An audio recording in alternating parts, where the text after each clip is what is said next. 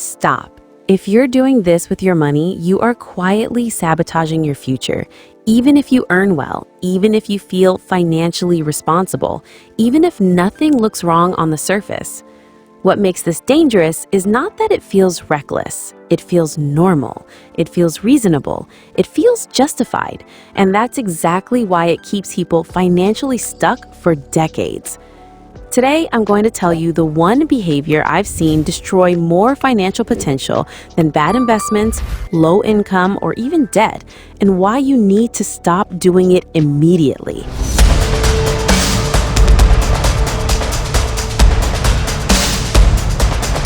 Hi, I'm Claire West. I'm a business advisor and investor, and I've spent years working with professionals, entrepreneurs, and high-income earners who looked financially stable, but were quietly bleeding momentum. I've made this mistake myself. I've watched intelligent people repeat it for years, and almost no one talks about it honestly. So today, I'm not here to motivate you. I'm here to protect you from a habit that feels harmless, but isn't. Treating extra money as permission to upgrade your life. Let me say it clearly. You need to stop treating every increase in money as permission to increase your lifestyle. This is the single most common reason people never build real wealth. Raises, bonuses, side income, unexpected cash. The moment more money appears, most people instinctively ask, what can I upgrade? A better phone, a nicer car, a bigger home, more expensive habits, higher monthly commitments. It feels like progress, but financially, it's often a trap. Here's why this habit is more destructive than it looks. When you upgrade your lifestyle, you don't just spend money once, you lock yourself into higher future obligations. Higher monthly expenses, less flexibility, more pressure to maintain income, less ability to take risks or invest. You trade freedom for appearance. And once lifestyle inflation sets in, reversing it feels like failure, even when it's the smartest move. Let me share something I rarely talk about.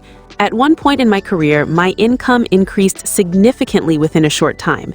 From the outside, it looked like success. Inside, my financial stress increased. Why? Because I upgraded everything at once, under the assumption that growth would continue forever. New commitments replaced old ones. Fixed costs crept up quietly. Flexibility disappeared. I wasn't reckless, I was logical, and that's what made it dangerous.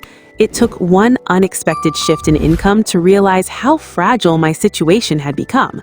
That moment changed how I think about money permanently. This behavior isn't about greed, it's about relief. People upgrade their lifestyle because they're tired of feeling behind, feeling deprived, feeling like their effort isn't showing. Spending becomes emotional compensation.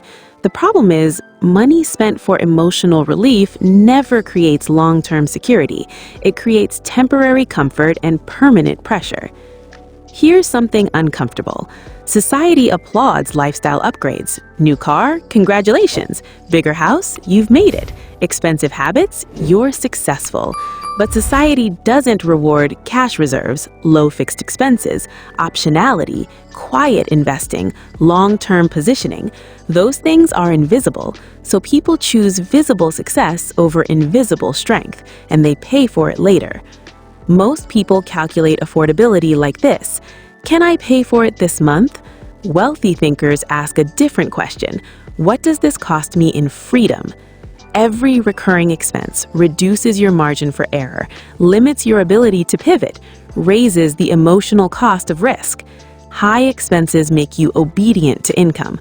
Low expenses make you strategic. This is why two people with the same income can live completely different financial lives. People often say, I'll slow down later. I'll invest when things stabilize.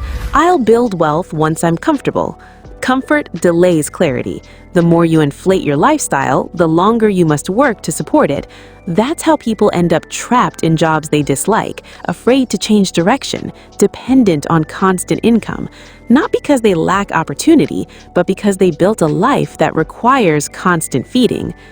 Here's the critical difference. When wealthy thinkers receive extra money, they ask, how can this increase my future options? Not, what can this buy me right now? They delay upgrades intentionally, not forever, but long enough to build buffers, create investment engines, increase resilience, reduce dependency. They upgrade after stability is secured, not before. Here's a simple rule I use personally. For every increase in income, lock away the first gains. Before upgrading anything, increase savings, increase investing, increase optionality.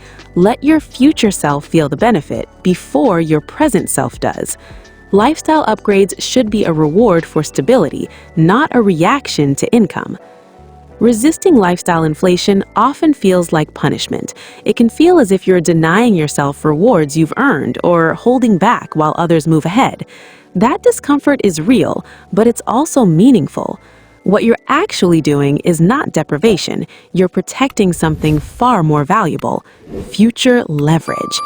Comfort in the present is incredibly tempting because it is visible and immediate.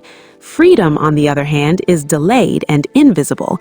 You don't feel it today. You don't get praised for it. No one claps because you didn't upgrade your car or expand your expenses. But that restraint quietly compounds into power. Every time you choose not to upgrade unnecessarily, you are purchasing assets that cannot be photographed or posted online: time, flexibility, and choice. Time gives you breathing room. Flexibility gives you options. Choice gives you control over your life.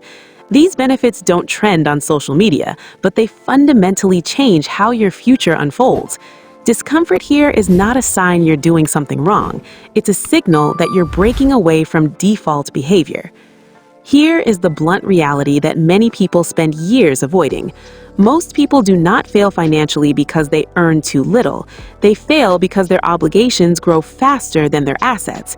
Each raise, bonus, or increase in income is immediately matched with a new expense, a new commitment, or a higher standard of living. Income feels powerful, but it is fragile. It depends on continued performance, continued demand, and continued stability. Assets create durability. They work even when income fluctuates. If your lifestyle grows faster than your assets, you are quietly moving backward, even if your income is rising. You may feel successful, but structurally you are becoming more vulnerable. More income paired with more obligation does not create security. It creates pressure.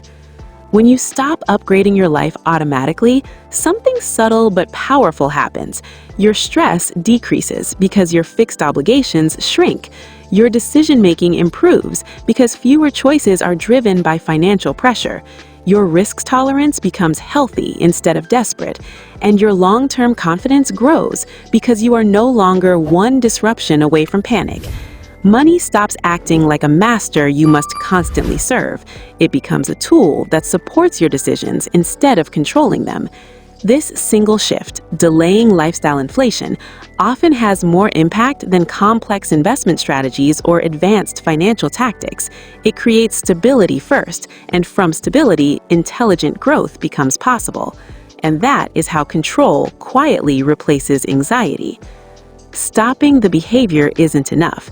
You must redirect the money intentionally. Use it to build financial buffers, create income-producing assets, reduce dependency on one source, increase decision-making freedom. Otherwise, the habit will return. Money always follows intention or emotion. So let me say it one last time. Stop treating extra money as permission to upgrade your life.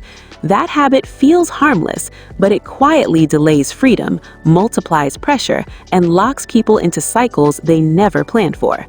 True wealth isn't about how well you live today. It's about how much choice you have tomorrow. If this video challenged how you think about money, that means it mattered. Subscribe to Profit Stream for honest, experience-driven conversations about money, mindset, and building long-term financial strength without hype, shortcuts, or illusions. I'm Claire West. I'll see you in the next one.